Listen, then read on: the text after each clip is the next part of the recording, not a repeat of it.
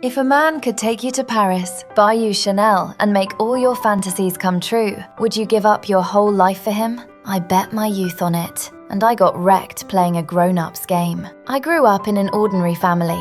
My parents were nothing special, but they had high hopes for me. They expected me to get into Oxford, and I didn't let them down. At my private school, I was always at the top of my class. The cello was my favorite thing outside of studying. But teenage rebellion is like a storm you just can't escape. My parents nagging me every single day about getting into Oxford started to drive me crazy. I longed to grow up. I longed to break free from this suffocating life. At school, a boy started pursuing me, and I kind of liked him too. On weekends, he'd come over to my house. I told him to dress nicely, at least look like a decent student. That's when thunder rumbled and a downpour was about to hit.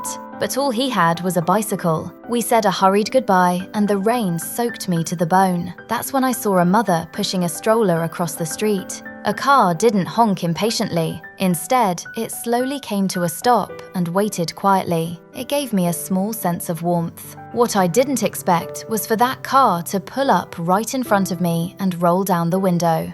Hello.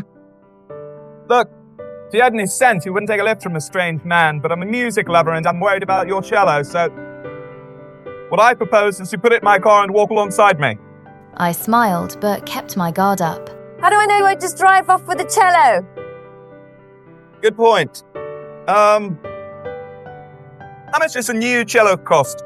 10, 15 pounds? I don't know. Let's say 15.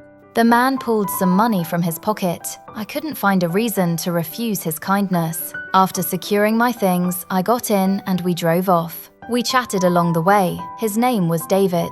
Everything about him oozed sophistication. The rain showed no sign of letting up, so I asked if he could give me a ride. It was my first time in a luxury sports car. I'd had very little experience with men before, but David's words and the charm he radiated were impossible for me to resist. That weekends the words can visit, but he didn't know how to win over my parents. When my father asked which university he planned to apply to, he admitted he wanted to take a gap year and travel first. My father was not pleased. Traveling?